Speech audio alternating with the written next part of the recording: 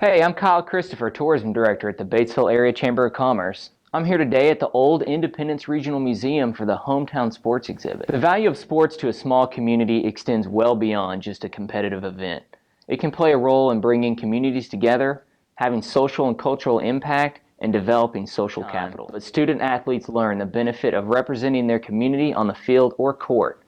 Athletes learn the fun of team rivalries and the delight and feeling of accomplishment for themselves, team, and school. The feeling of community and the honor of representing their home team often spills over into their adult life. Southside, Batesville, Midland, Cedar Ridge, and Lyon College all do an excellent job of using athletics as a tool to build individual student skills, promote school pride, and help bring the school and community closer together. Everyone has a personal reason for loving sports. Each person's connection is unique to their own experience as an athlete, fan, or coach. Each experience is special. What influenced me to become a coach? Well, ever since I was growing up, I always loved athletics. Loved to be outside, loved to do anything involved physical activity. So I kind of always knew that I wanted to be a coach.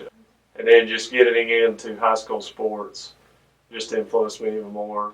Having coaches that I looked up to coming up through high I school. like sports because it's very competitive, and you know people that are on each team maybe, and you have a certain team that you want to win over the other one. That's what's interesting about it.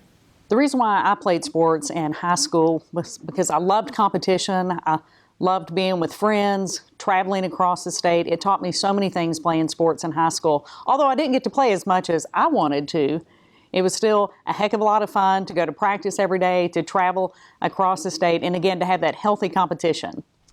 Well, you know what influenced me to become a coach is, as a player, I was so competitive, and when I got out of school, I really wasn't ready to give that competitiveness up. And it just seemed like at college I was always hanging around the PE building, and so I was an athlete, played baseball, and then so it seemed natural that I do that, and I love that competition. And after I got out and got into it and got to working with young people, that was my passion.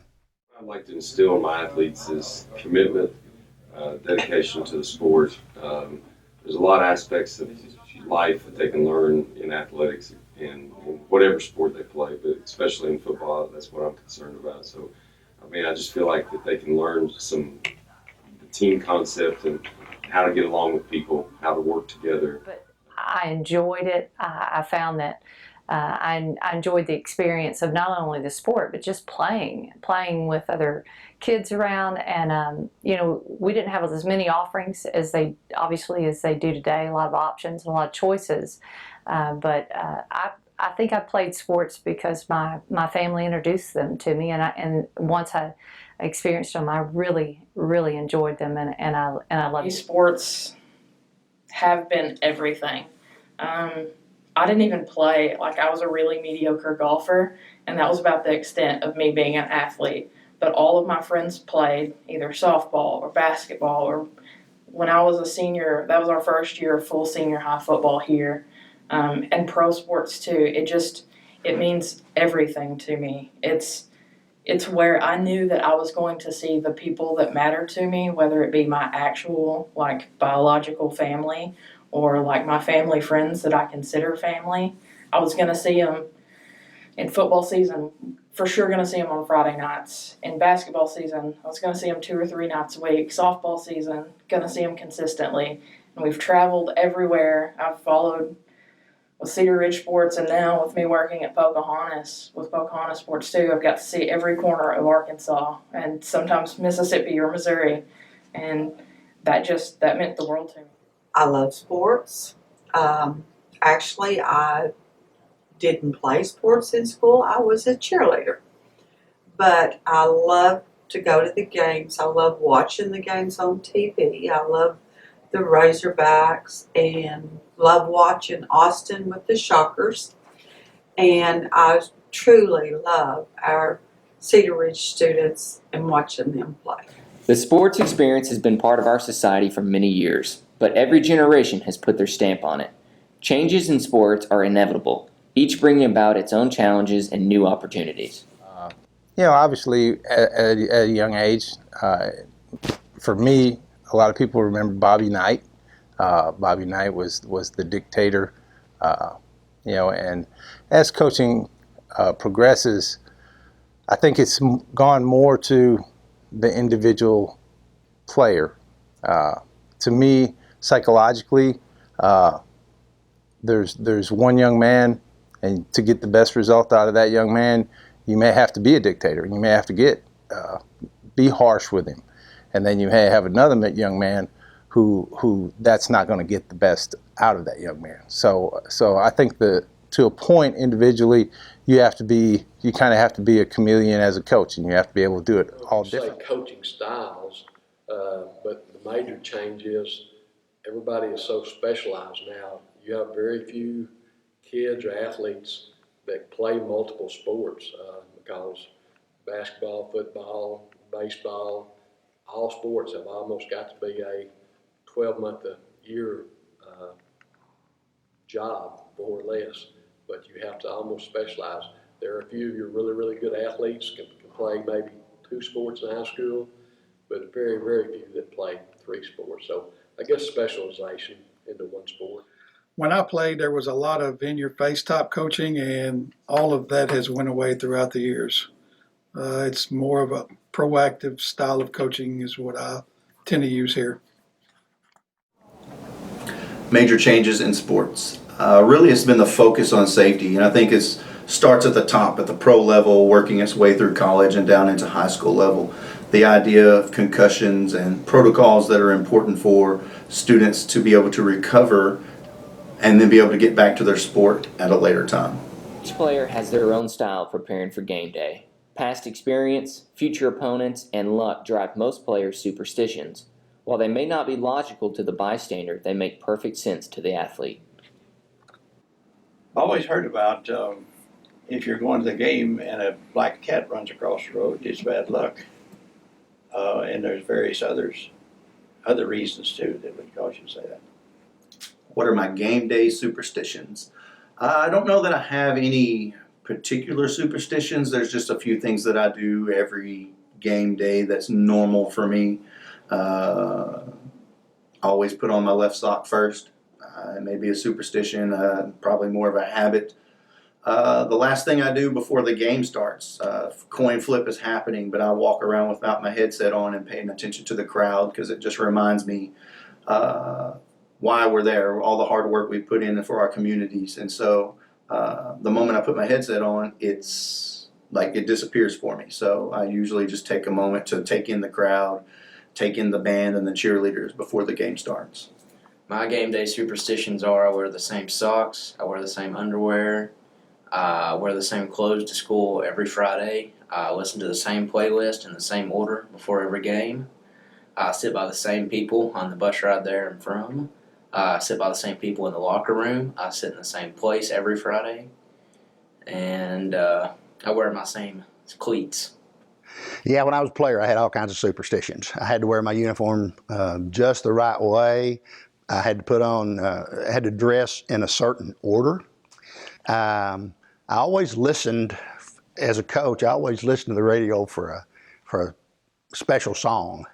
Or I ate the same thing before every game. It was a chicken sandwich, nothing else on it.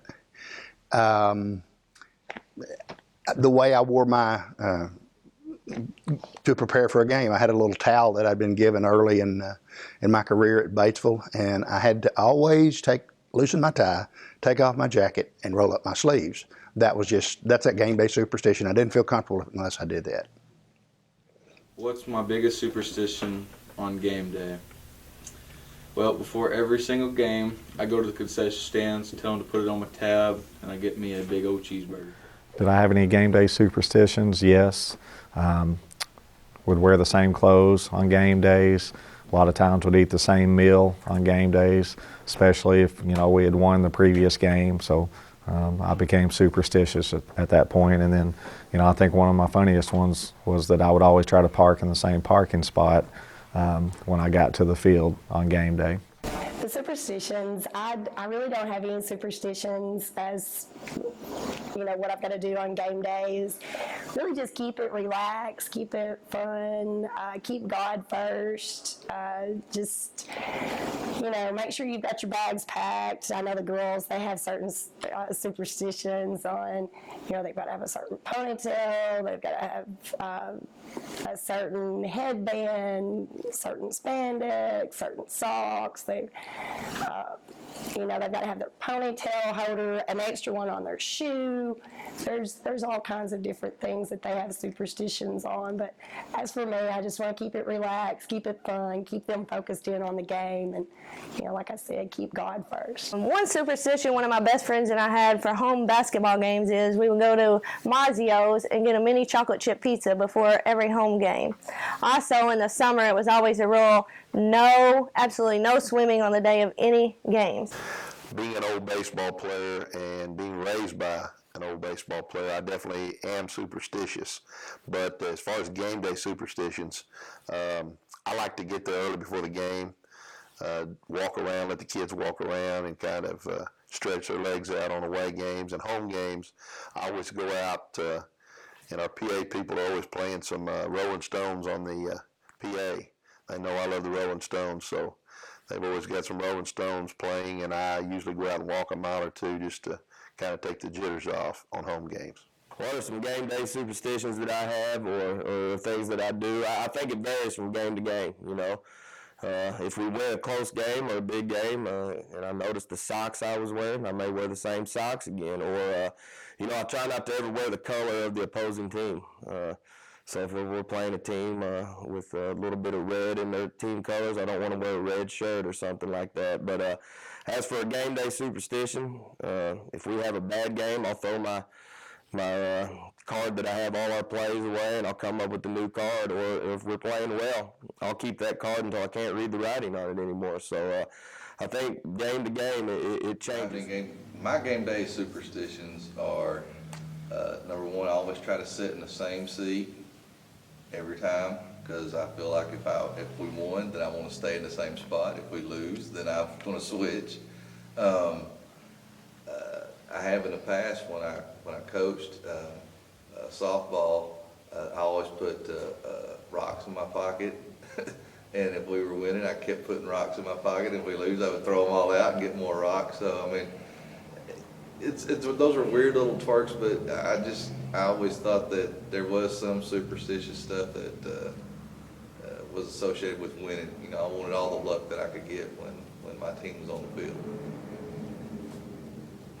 About the only thing I did was we were finally given her jackets, probably in the 10th, 11th grade. I was the manager, but I always made sure anytime I went to the game I wore my jacket, because that was help win. You're displaying your school. It's good, thanks. One of my game day superstitions is that I like to take a nap in the afternoon before a ball game. Sometimes it's on the bus if we're traveling, but most of the time if we're at home, even I like to get in a place where I can take about a 30 to 45 minute nap. I always think that it sort of clears my mind and it gets me ready for the game. And also, I watch so much film during the week that I can shut my eyes like this during an afternoon nap, and I can sort of replay those films in my mind to watch the opponent's plays. And so I sort of like to do that every game, and I get a little bit antsy if I don't get in a situation where I can take that short power nap in the afternoon of a game. Day superstitions, I can go back to the 9th grade. I wore the same pair of lightning bolt underwear in every football game. We went undefeated. But, as a coach, definitely when we take the bus, I sit on the same seat every trip. We watch nothing but action adventure movies and spy secret stuff. And definitely try to wear the same socks, same clothes to every game, as long as we're on a winning streak.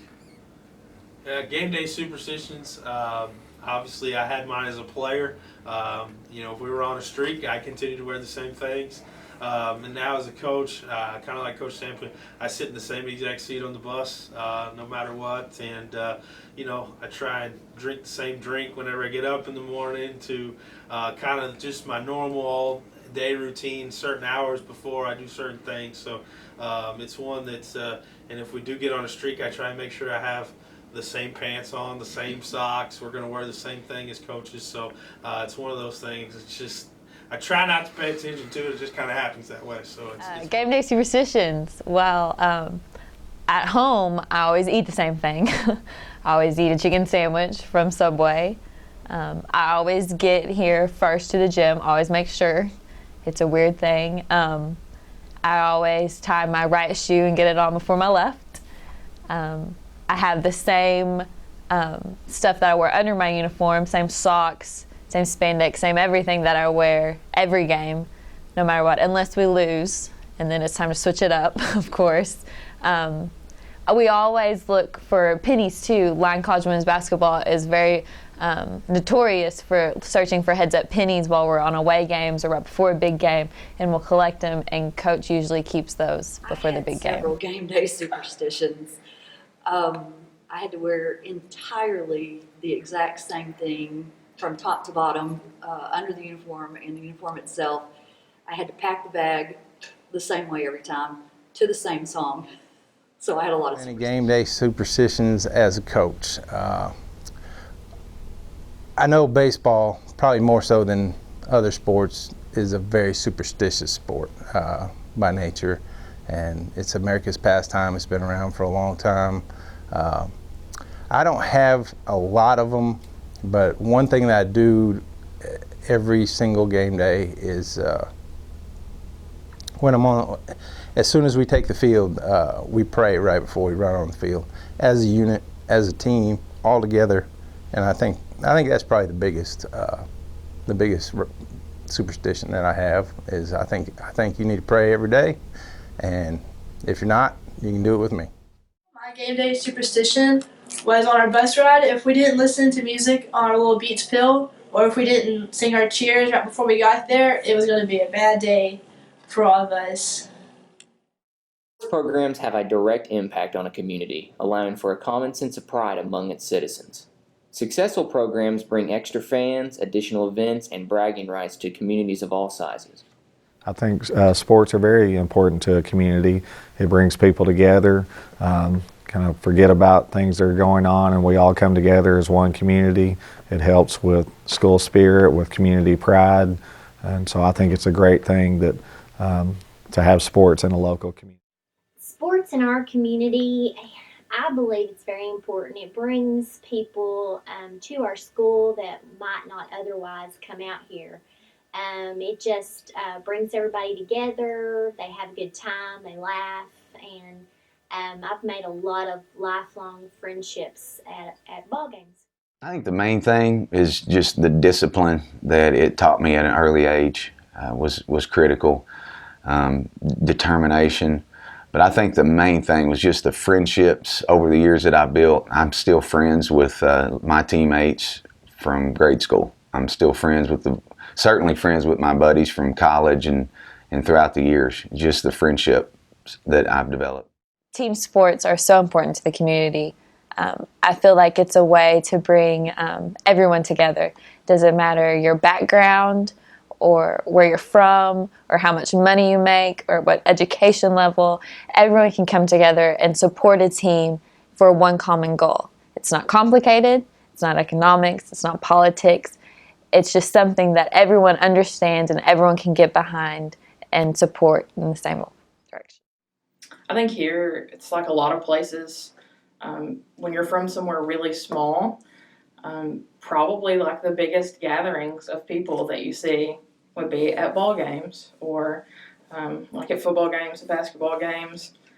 I don't know. It's the epicenter, not so much financially, but it's almost like a big family reunion. Every time there's a ball game, you're going to see the same people, and you're going to bump into, whether it be the mayor or city councilmen or school board members, you're going to bump in to like the pillars of the community at a ball game. And you just, like, for state games, you see the cliche of like businesses being closed because they're going to a state game. I think it's the heart and soul of a community, a sports team is. Actually, for the small town of Newark and Charlotte and Oil Drop also, sports is their hub. Sports is where everybody comes together in the same place. with the same goals. And so I think that has brought communities To closer. our community, I think sports means just coming together, having someone to support, whether you know the players or not. Just the local businesses can really come together and support someone, because everyone wants to support someone. So I think it gives us a good reason to. Absolutely. Sports serve as a rallying point for the community around the school as a whole. I know that everyone is always super supportive of the school, especially in this community. They do a lot for us here, everybody, all the businesses, individuals. And it's probably the most easily visible way to support a team, to support the school. It's kind of hard to get, you can't really get into a classroom and say, yeah, go Johnny, you get that A on your math test. But it's a whole lot easier to say, go out to the sporting events and cheer on the athletes there. To sponsor a team, to sponsor some organization on campus. It's just a great way to bring the community together and to really allow outside support for our school. Sporting events bring communities together. Across Arkansas we see this, and I know at Southside over the years, watching athletes each and every year go out and play, whether it was basketball or tennis or baseball or now football. It always brings people in together. They watch their families grow up. They cheer for one another. My mother taught elementary special ed at Southside for 34 years. She remembers all of her students, but she also remembers all of those student athletes too that she cheered on every single year that she taught at Southside and even after that. I love about sports as a whole, especially in football, is it crosses all lines. It crosses religious lines, racial lines, where you're at in the community, as far as your class, if you're upper middle class, if you're down, poverty level, it doesn't matter. Everybody's the same in athletics, and I think that's one of the great things about it, as far as bringing a town together and a community. You have kids from all different phases of life coming together for a common goal, and I think when kids buy into that, it can be a beautiful thing, and it really is something that I think can bring a community together. I've seen many times a good team, whether it be football, basketball, baseball, or whatever, bring lots of people in the community together, lots of people in the school district together. So I think it's something that bonds the community and makes us stronger. I think with each community we identify with our local sports teams, with our high school, with our junior high, with our Mighty Mite teams, with our Little League teams. It gives us a sense of belonging. It gives us something to root for, something greater than we are individually, but how we're unified together as a community to support our young athletes, to support our families, and just to come together as a community as a whole to support success. Sports are important to this community because we're in a very small rural town, and there's not a lot of things to do, so the community really takes pride in our football program, and our other sports programs have been that great, so football has really started to excel the past couple of years. Our game turnouts have been much better, and the community is really starting to get behind us. Why do I think sports are important to the community? I would say it's just a rallying point, a place for pride in a community. It's someone's grandmother, it's someone's grandfather, aunt, uncle, mom, dad that's in the stands playing, and they all belong to a local community, and by playing for your team, you're playing for your local community, and all those people are there and they're cheering you on and they're proud to see your hard work, and just going out and putting a good product on the field.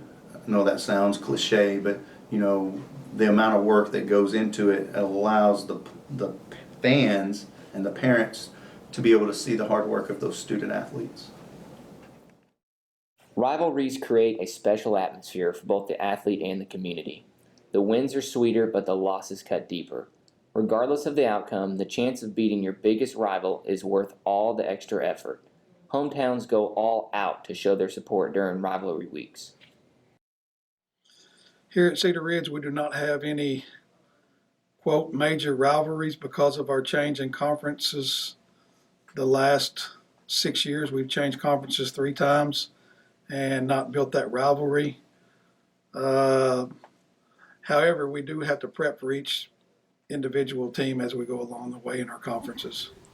Our rivalries differed each year sometimes. In elementary school, it may have been Sulphur Rock.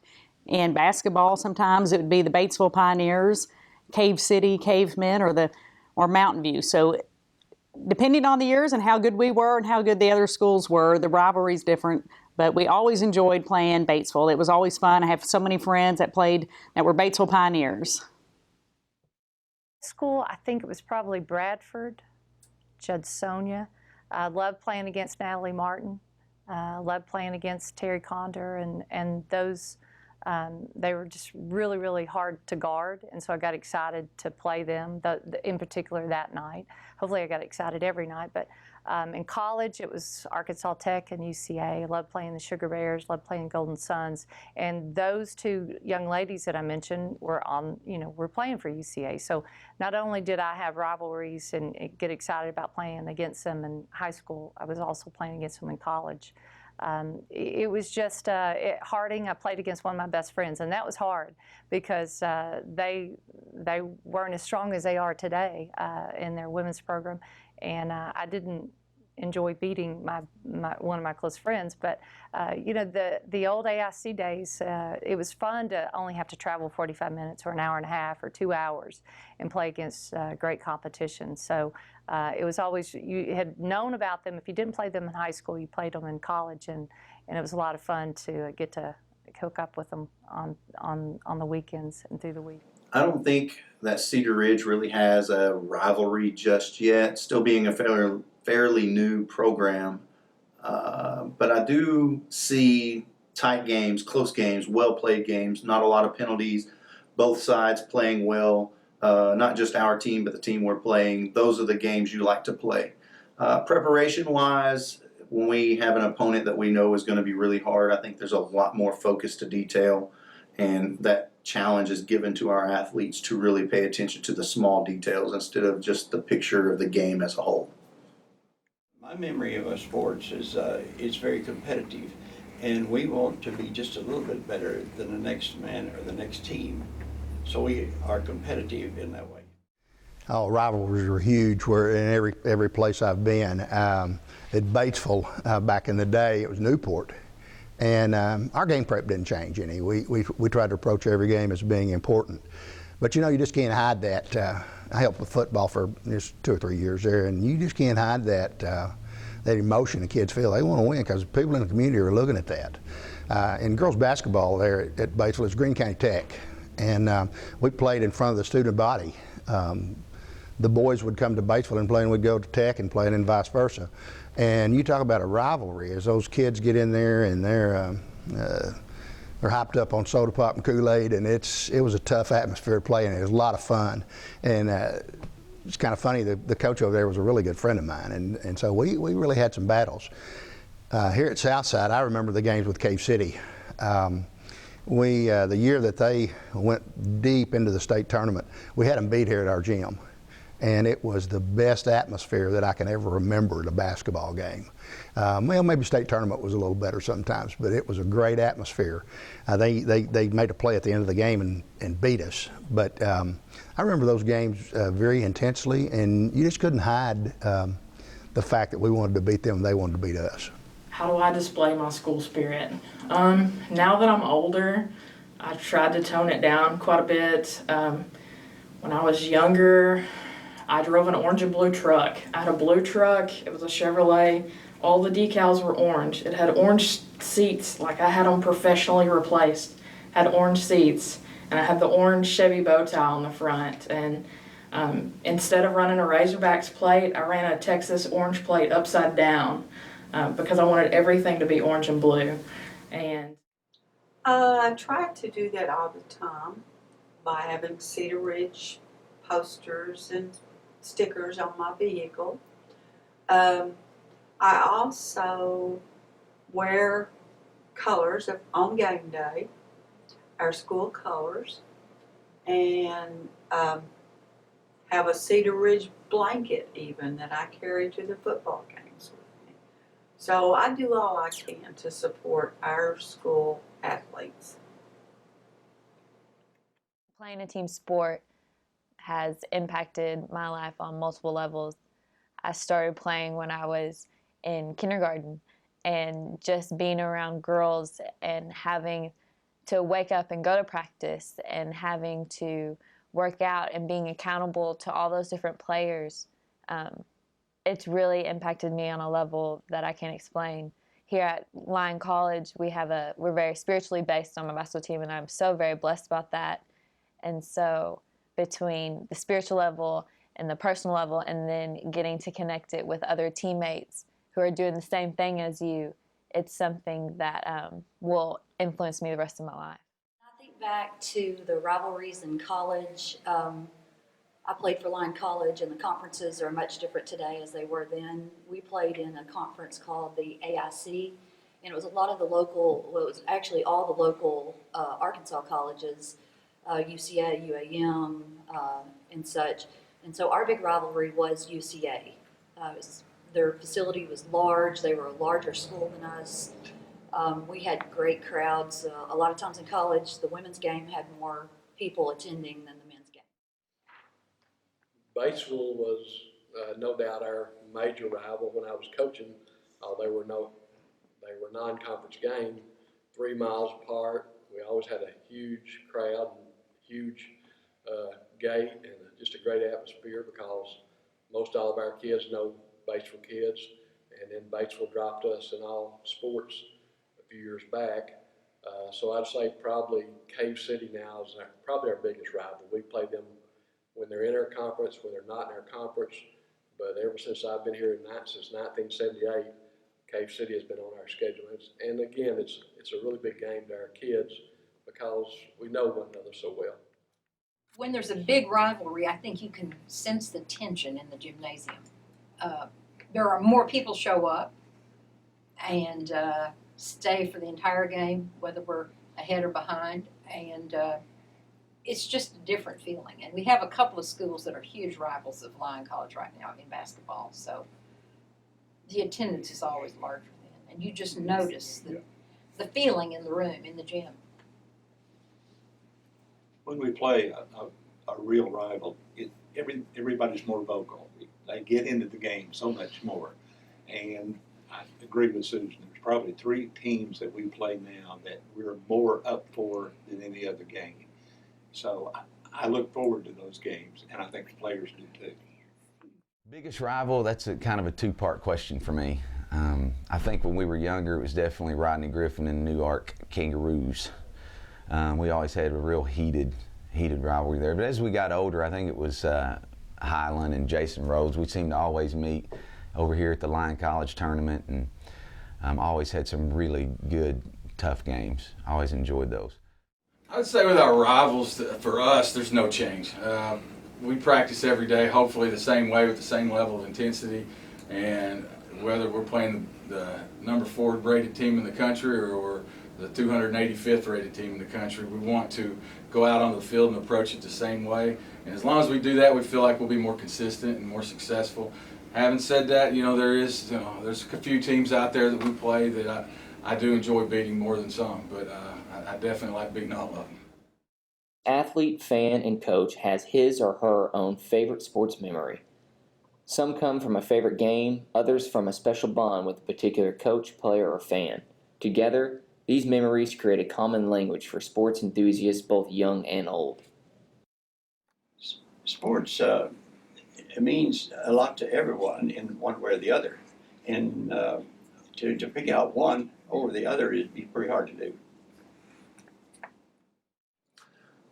What is my favorite moment of my coaching career? I'm always proud of all my players, especially when they strive to do better and they play well. But when you have that one student or athlete who doesn't really get as much playing time, but they're still working hard in the weight room or they're still working hard in practice, and then they get that opportunity to get into a game and they shine, that's probably the highlight of my career. Well, I could tell a whole lot of stories about my favorite memories in coaching. There's all kinds of different things here. Working with Terry Watson, Malcolm Long, and some of the guys here, great memories. We had a good rapport. But my favorite memory involves a game at the finals of the state championships. and my girls from Batesville were playing Wynn at Wynn in the finals of state. And we'd been addressing all the hype with the kids and trying to keep them contained and not overly fired up. And they introduced the teams before the game, and they said, now introducing the Batesville Lady Pioneers. And the crowd from Batesville was huge, and all the fans stood up and were just going crazy. And as I always did before games, I looked into the crowd and to pick up my wife. And I looked and saw June standing there, and she's jumping up and down, waving and screaming. My mom and dad are there, and they're both standing up, clapping. And I look, and my two little preschool kids, or very early elementary kids, are sitting on the front row of the bleachers with a coloring book and colors, and they're coloring. They didn't care what Dad's team did. They just wanted to be kids. And so that was a very humbling experience, and it helped me always put in perspective the importance of those games. My favorite sporting memory ever was in 2013 when when Cedar Ridge boys won state. To me, that is the ultimate moment, and every bit of it is frozen in time. Like, we were down and I thought it was over, and we come back, and I'm so emotionally attached to that moment when the game ended and Kate Crabtree gets the free throws. And I remember like jumping off of my chair and grabbing my best friend and just boo-hooing. And I'm not a crier whatsoever, but like that moment was awesome. That moment was everything to me. My favorite sporting memory was when my oldest son was a senior. He was playing football and he fractured his neck when he went down for a touchdown. Little did we know how serious his injury was because he finished out the night and played the game. Later that night, I decided to take him to ER, and it was confirmed that he had a fracture. Therefore, he was put in a neck brace, out for the rest of the season. But more than that, it took him out for his basketball, and that was his truly loved sport. And I guess the most wonderful time was when he got, after the first semester, he got to enter the basketball court once again and was a high scorer that night. It made me just feel so happy that he had went through the trauma but had come out great. My favorite sporting memory would be this year whenever Southside made it to the playoffs. It was just fun to go to all the playoff games, see all the support and everybody come to the games. It was just a good time to bring everybody together and watch those games. Yeah, being an alumni of Southside, I've got a lot of opportunity to draw back on. There's been many a game where I remember back in high school there was the boys squad. There was a couple games that would be really close and they would come down right down to the buzzer. But I think maybe my favorite memory was for a time. And this is another thing that sports has is just the rivalry aspect. But there was a time when it was such a big deal for our football team because there was one point in the season where we had started off 3-0, had a really rock star start to the season, and it was just funny because, ironically enough, Batesville did not have such a good start, and I think they were 0-2 or 0-3, something like that, and it was, for that brief moment, it was something to brag about and really dig in and have some fun with, so that's one of my favorite memories. My memory of sports is it's very competitive, and we want to be just a little bit better than the next man or the next team, so we are competitive in that way. Favorite memory during my coaching career is having my first group of seniors. That was this year. That was Mike Bowles, Cody Duvall, and Jacob Lovelace. All three of those guys were very good and very instrumental in the progress and the building of our program. Obviously, Michael Bowles, coaching him for a year was pretty special, and watching him go over 1,500 yards his senior year and be in the top 5 in the country as far as leading rushers in the NAIA was pretty special for me. I've got several memories, I guess, that I fall back to when it comes to favorite parts of my coaching career, from coaching in World Series, National Championship games, coaching my own son. Growing up was every day a wonderful memory. But if more recently to pick one, I would say the first day of practice 2.5 years ago when I stepped out onto the field after coaching men for 23 years and go to coaching fast pitch softball and coaching young adult women and looking out after practice and seeing 18 young women with sweat from head to toe and dirt everywhere, and realizing that this is how you play the game. This is the type of effort, and if you do this every day, you're going to be successful. Favorite play, favorite memory from my coaching career, there would probably be a couple of them. Obviously, a couple years ago, we were at the conference tournament, and we won the ball game that we needed to win to go to the national tournament, and that was a great memory. But I remember we got on the bus and we were going to eat something pretty much right after the ball game, and I was in a good mood. We're in the national tournament. I'm pumped. I know my players are. I'm driving on the bus, and I know my players behind me are pumped. And so one of the players who's notorious for doing out-of-place things comes up and says he wants to play a song on the radio. And I said, oh, he's probably going to do something to make me mad. Don't make me mad right now. I'm so happy. And he ended up playing. He wanted to play the song that we always play after every victory that we have. And the whole bus was singing and dancing, and that was a great memory. Another great memory that I have, and just the type of coach that I am, coincidentally, the same conference tournament, I had a young man who was playing third base and took a bad hop right off his face. And I went out and checked on him, and no way he's just a tough, hard-nosed kid, and no way he was coming out of the game. And so 2 innings later, another hard ground ball was hit at him, another bad hop, came up, hit him in the collarbone, and you could just feel the whole place, the breath come out of everybody, because that young man not only was willing to take a ball in the face, but then when the next one came, he just stood there and took it as well.